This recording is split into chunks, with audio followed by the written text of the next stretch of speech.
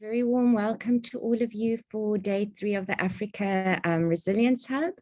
If you're a new joiner, if this is your first session that you've joined, the Africa Regional Resilience Hub is one of 4 of the regional hubs of the COP27 Resilience Hub. And they're there to provide a platform to hear what the key demands and needs are from each of the 4 regions. And this will then be taken to the Blue Zone at COP27. There are various ways in which we're going to be taking this to COP. We've been recording and taking notes of all the sessions, and we're going to elicit key messages from these. We also have a graphic harvester, Sonia, who's doing visual harvests of all the sessions. So please do feel free to click on the Explore Sessions part of the lobby and have a look at what we've got to offer today. And I, for one, am very excited for the sessions. And I'm going to hand over to the session organizers for this session. Thank you very much. Good morning, everybody. Welcome to the Resilience Hub. To start with, let me start the session by giving a big thank you to the Resilience Hub organizers. It's a fantastic initiative that you have taken to bring all the stakeholders together to discuss, get their viewpoints, while you take it to the bigger audience at COP, which is the Africa COP happening later this year. So this is a very important session where we are talking about the topic of the day, which is private sector solutions for climate adaptation and resilience in Sub-Saharan Africa. Many of you have heard, have been in many sessions, I guess. Somebody is talking. I'm sure everybody would have been in some part of the discussions in the past where you have heard what is the role of private sector, what kind of solutions the private sector needs to bring in. This session also touches on those important topics, and we have put together a fantastic panel to discuss the solutions that the private sector can come in. But before we go into the panel, let me also introduce myself. My name is Prabhakar Vanam. I'm the CEO of KCIC Consulting. KCIC Consulting, in partnership with GIZ, is co-hosting this session as part of the hub activities. And we both thought the topic could not be more appropriate than bringing in the role of the private sector. We as KCIC Consulting have been working with the private sector space, specifically in the climate adaptation space. And that is where our interest also lies in terms of putting the private sector and adaptation at the forefront of resolving the climate issues in Africa. So without further ado, let me go straight into the session and give you some basic housekeepings as we start the session. I was specifically told to do this, by the way. First, kindly, everybody are muted, which is well-behaved audience here. Thank you so much, one of you. During the sessions, we try to make it more interactive as well, where we try to bring in some polls. So you'll be prompted to respond to some questions, to also hear you more thoroughly, more deeply. So there will be some polls, and kindly respond to those questions when you are asked to do so. Secondly, if you are able to edit, not sure if you have those rights, if you are able to edit, kindly edit your name and the organization that you belong to, and the country if you can. And lastly, if you have any questions, as and when any panel speaker is talking, please put those questions in the chat, and we'll try to do justice to each one of you. Hopefully the panel members would be kind enough to respond to each one of your answers. So kindly go ahead and put some questions in terms of how you intend to take this.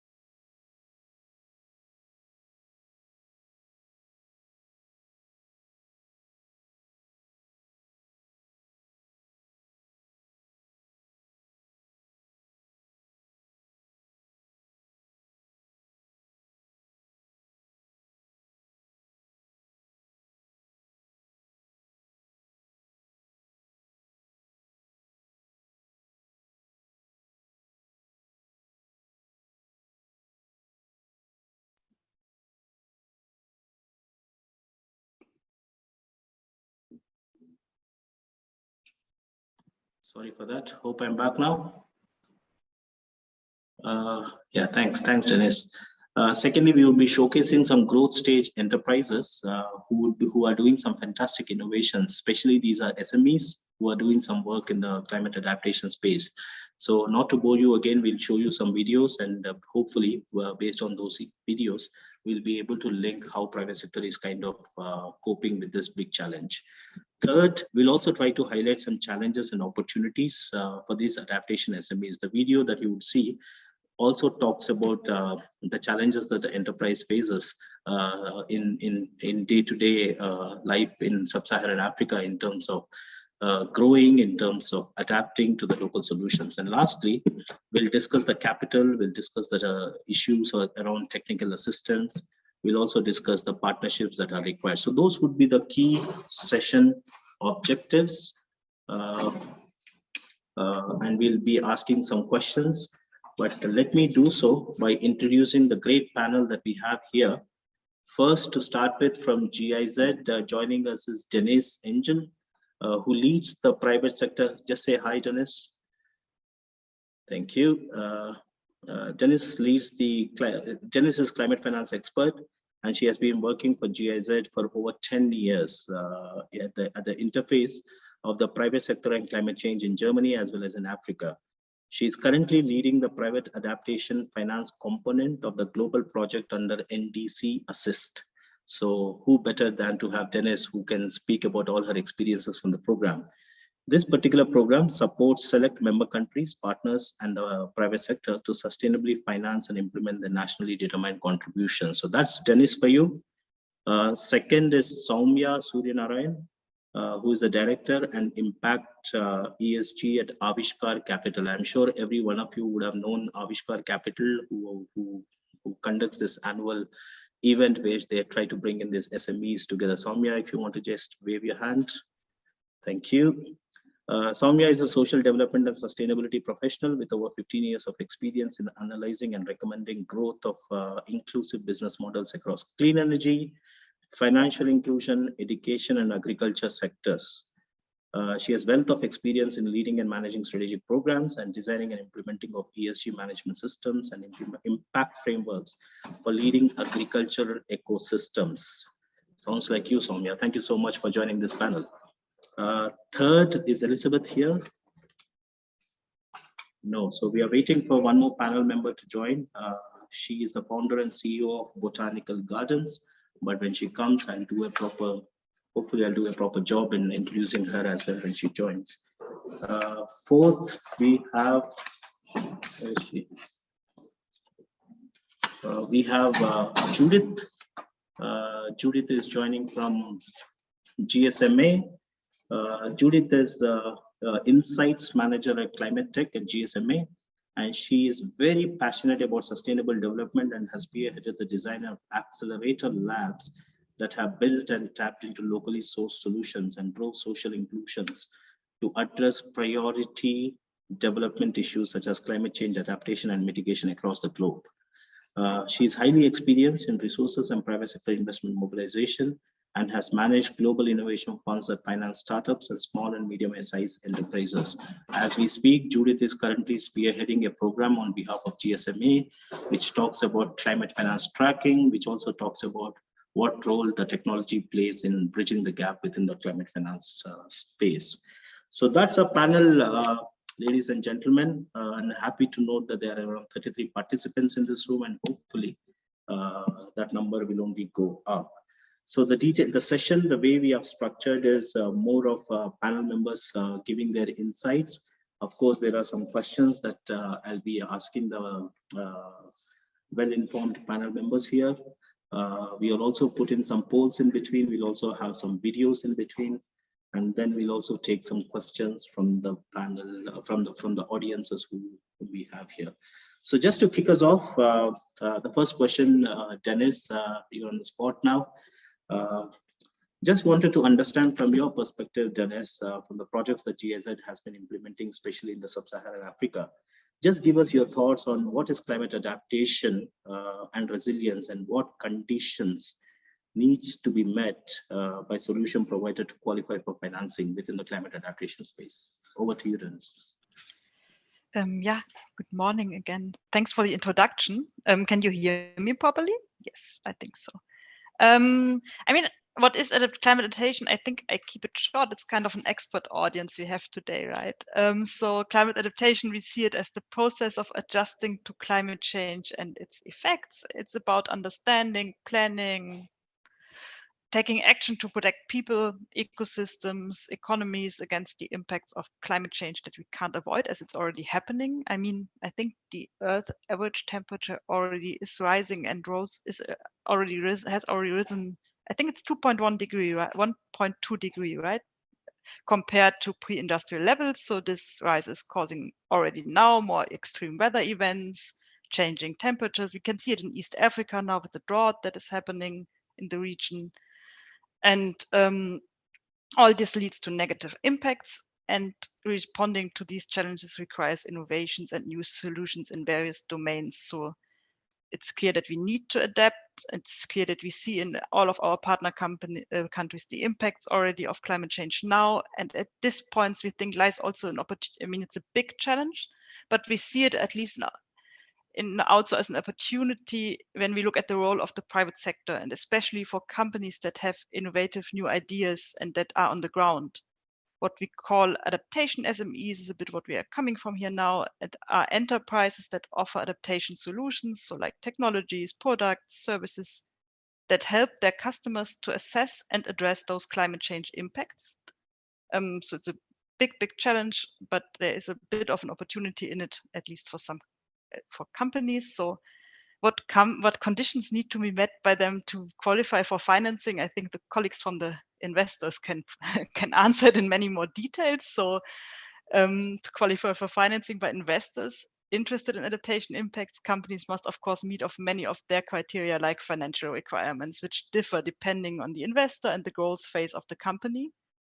As this is a very important aspect, we also support all companies we work with regard to this investment readiness. However, if we look at the adaptation impact of companies and the funds that are specifically interested in this impact related topic, there are some general conditions that we consider helpful from an impact perspective as more of a TA provider. I mean, we are not investing ourselves. So companies need to be aware of their climate change impact and the impacts in their region and on their clients, and be aware how their product or service can help their client to adapt. I mean, this sounds very easy, but in many cases, we have noticed that especially small companies lack information about climate change and don't even know that they are part of the solution with the business model they have. So awareness is one thing. SME should be able to communicate and maybe also measure their own climate adaptation impact and know about the cross benefits also related to other SDGs. And they should be interested and capable to further develop their business case and be innovative to strengthen positive development impacts and to reach new clients and markets. I mean, this is not a must-have, but this would be the ideal. And from our perspective, action and partnership with local communities is also important, so that the companies are really based on the ground, know for their operations, know the demands on the ground. And I think I stop here. Thank you. Thank you so much, Denise. That was quite enlightening. I mean, you used the keywords like planning, the local ecosystems, the technology solutions. You also use the words impact. And of course, as you said, you are looking at some general conditions that you need to fulfill to kind of qualify for financing under your program specifically. I also like the word when you said local partnerships. I think that is something very critical for deepening the adaptation within African space. So thank you so much, Denise, for that. Let me come to you, Sowmya. You've been providing a lot of support to SMEs, specifically SMEs and MSMEs, and various competitions that you've been doing under your Aavishkaar group programs. So just enlighten the audiences here in terms of which are few of the sectors. I'm sure you're supporting a wide range of sectors within your group, but which are the sectors that are prominently visible? Of course, everybody talks about agriculture, but I'm sure climate adaptation is much beyond agriculture. So just tell us, which are the sectors which are very prominently working within the adaptation space, and which of these sectors are receiving climate financing and why? Thank you, Prabhakar, for the question. And of course, I would like to thank the audience for joining in. And of course, KCIC and GIZ for organizing such a wonderful and relevant topic. Right. I'll probably start with a brief introduction about, very brief introduction about Aavishkaar Capital. Um, for those who don't know us, we are an impact fund manager of the Aavishkaar Group. We are a global pioneer in impact investing, headquartered in Nairobi, Kenya, and Mumbai, India. The group manages over USD 1 billion in assets and has impacted over 100 million lives, 55% of whom are women. Talking about Aavishkaar Capital, we have about $550 million in assets under management, and we've made 70 investments so far across India, Sri Lanka, Indonesia, Bangladesh, today. And we've also recently launched a ESG First Fund, which is a $250 million fund for investing across capital structures in mid-market enterprises across Eastern Africa, South Asia, with specific focus on ESG value creation and climate being a huge component, right? So in terms of sectors, what sectors are getting funding today, right? When I think before even we get into the sectors, right, we need to understand how the large climate finance space looks like in terms of mitigation, adaptation, resilience. So the report on by Climate Policy Initiative, they talk about about USD $630 billion is invested under climate finance today, and roughly 90% has gone towards mitigation and the rest towards adaptation, which shows clearly that there is a lag in adaptation, right? And it remains far below the scale necessary to respond to existing and future climate change. The funnel grows even narrower when it comes to adaptation finance for developing countries. And I recently came across a report in Kenya specifically that talks about how 79% of the climate finance went to mitigation projects and only about 11 went to adaptation, and about 8% across in cross-cutting issues. So this is the landscape of the climate finance. And when you talk about actors, who is investing, right? The public sector accounted for almost 51% of the investments and largely coming from DFIs. And the public sector is leading all of the adaptation financing. And of course, it's being but again, it's a very small part of the public finance component itself, adaptation. And when you talk about private climate finance, right, it is again forms the rest of the entire climate finance, and majority of them are corporations, commercial FIs, all of that. And all of those also went to high income countries, and Canada and UAE being some of the countries that went to. And when you look at the PVC impact investors, the contribution to climate finance is negligible, but there is definitely a growing interest. So to answer your question on the kind of sectors that are attracting funding, right? Because it's largely driven by public sector finance and largely into mitigation, you have waste and water and other cross-sectoral projects that are being focused. There is a lot of focus on clean energy. There is a lot of focus on, sanitation, all of that. But in terms of focus sectors for the PEVC impact investors, again, like Dennis mentioned, it is very context specific, country specific, and a combination of creating resilience amongst, vulnerable population as well, right? And adaptation. So across countries, of course, like you, Prabhakar, like you mentioned, climate smart agriculture is definitely a huge focus. There is multi-cropping, there is agroforestry, sustainable aquaculture, all of that. And also because a large part of, if you see the developing countries, it's focused, smallholder farmers form a majority of the agri ecosystem, right? So therefore, there's a lot of focus on climate smart agriculture, climate resistant crops, water resistant crops, all of that. The other sector that's also attracting among financing is the logistics space, route optimization for fuel efficiency, replacing old vehicles with electric vehicles. Battery swapping is coming up again as a big sector, right? So, but all of this said, what is emerging clearly is mitigation, adaptation, and resilience are not alternatives. All need to be pursued actively and in parallel.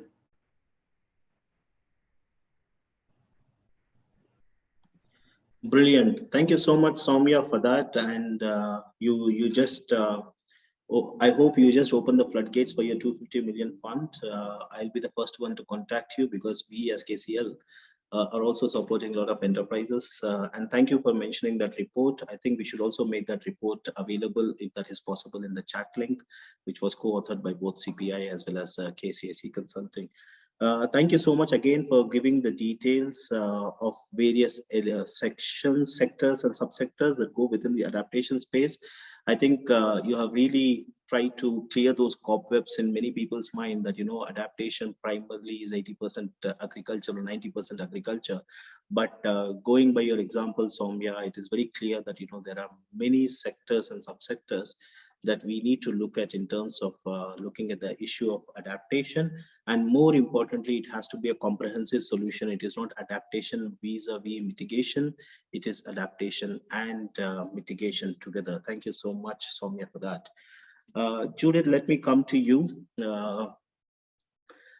Just wanted to understand from your perspective, Judith, in terms of what are some of the emerging trends.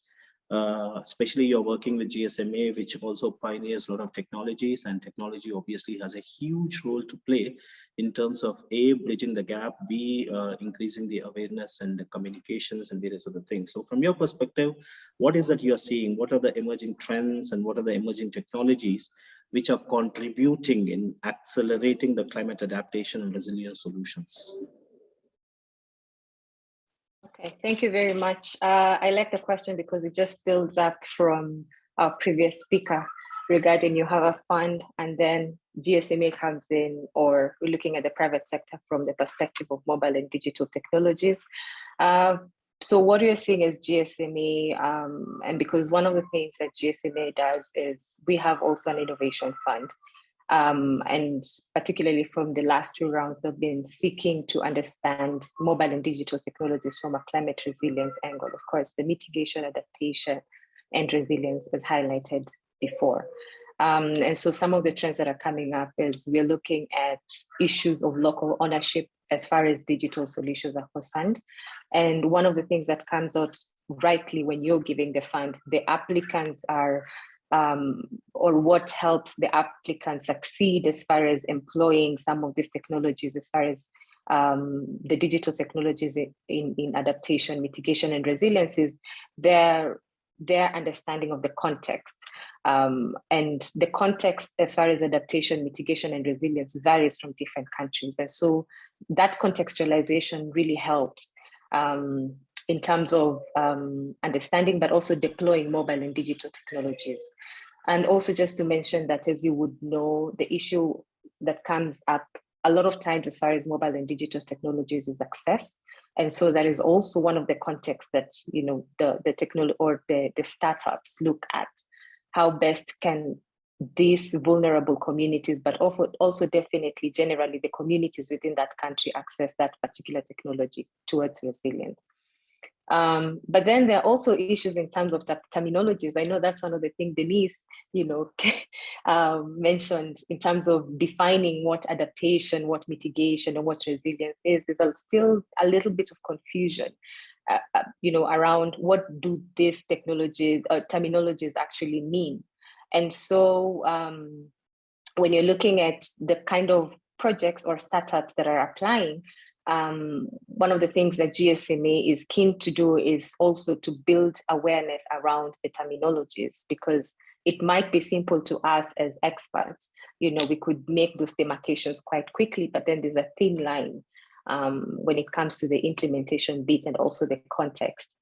And this also we've seen that has implications as far as future funding is concerned. And it's probably one of the issues as to why you're seeing funding is moving towards a lot on mitigation as compared to adaptation, maybe because, you know, there's lack of understanding of what adaptation is, and also implementation. What kind of implementation does one need as far as adaptation is concerned? So that those are some of the trends that are coming up. And then we also see there's diversity. And as rightly said, that, you know, it's not just agriculture. We have agri-tech. We're looking at the digital utility sectors. When you're looking at water and such, we're looking at forestry, and all these mobile and digital technologies are employed differently. There are those that have some sort of convergence. For example, when you're looking at, looking at agriculture and forestry because of the land use. And so when you're employing technology, there is some sort of convergence, but then there is diversity. So you'd see that different mobile and digital technologies are used differently to get different results as far as adaptation, mitigation, and resilience is concerned. And lastly, when you're looking at the business models, most of them are B2C. As far as minority are focusing more on the broader ecosystem and enabling environments. And many are still, we're looking at the startups, they're still at the very early stages. And so they're reliant on, financial instruments such as grants and free products rather than revenue making. And so one of the things that GSMA is really ensuring through the Innovation Fund is making sure that the models are quite revenue making at the very end, not just grant based, but how do you relate to the rest of the ecosystem to make sure that they are quite sustainable. Maybe I can stop at that one. Thanks. Thank you so much, Judith. I'm sure you'll come back with some specific examples also going forward. But what I picked from your conversation, Judith, is quite fascinating actually. It's not, solutions are obviously important, contextualization and access is one of the things that we need to really look at, and the diversity aspects are more importantly. What struck me most was the commercial element of that, Judith. I mean, you make them commercially successful, sustainable, obviously the access, the reach would be much, much higher, and it will be creating more impact. Thank you. Thank you so much for those responses, Judith. Back to you, Denise. Just wanted to, again, we have heard various examples, we have heard the sectors and subsectors. Just wanted to understand from you in terms of what could be some of the climate adaptation and resilience solutions for Sub-Saharan Africa, and within those solutions, which sectors would be prominent in terms of providing those solutions, which sectors will lead us in actually taking Africa to the next level in terms of going towards neutrality, hopefully very soon. Over to you, Denise.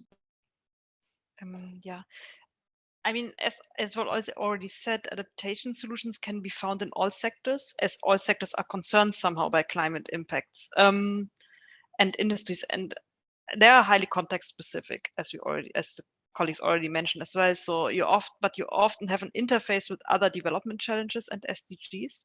I mean, to identify a bit with which fields of opportunities one can focus on areas with a strong demand for services and products. So areas which means in this case that have many climate change impacts, like for example, agriculture, that areas where there is a dynamic private sector and where there is an opportunity often as well for public-private collaboration to an extent.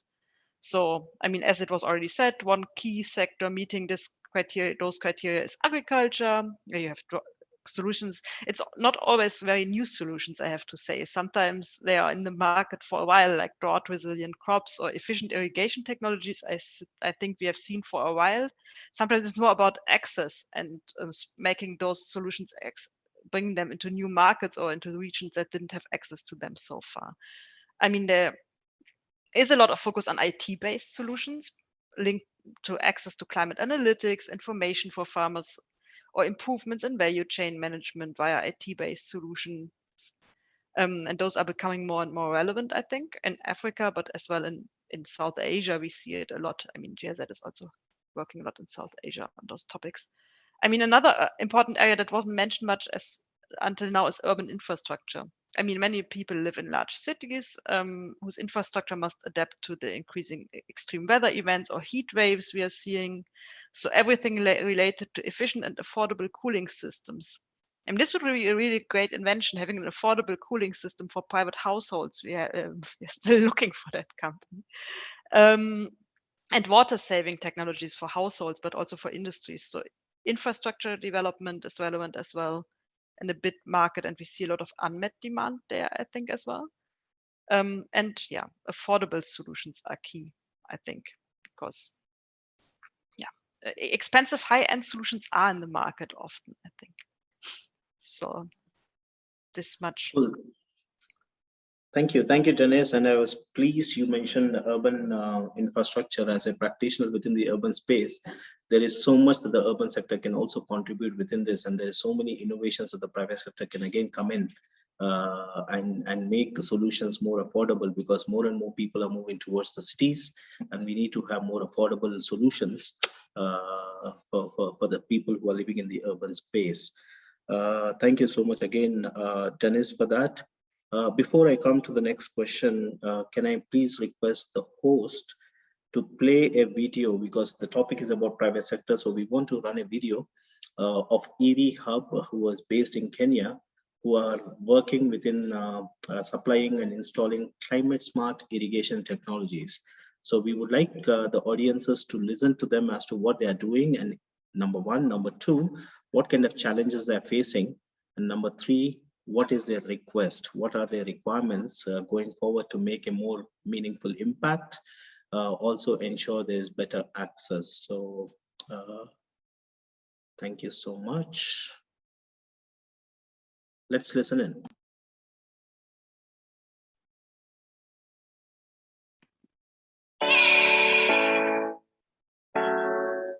Can you play the sound? Unmute yourself.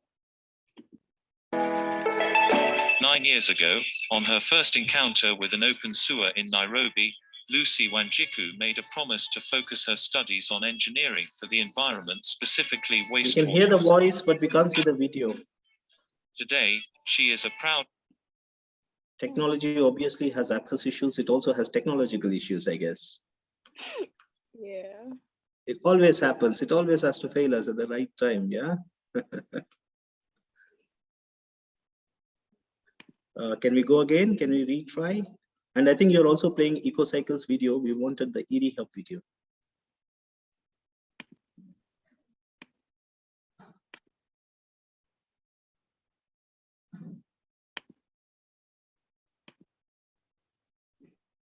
Are you seeing my screen?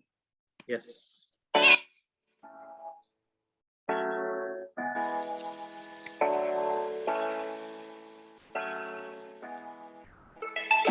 Climate change has made farming in Africa an uphill task. Farmers invest a lot but get very little returns.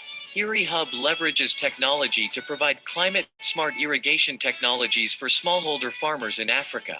My main reason as to why I ventured into this business was just to make farmers happy. So for a very long time, our farmers have been farming, but we've had stories that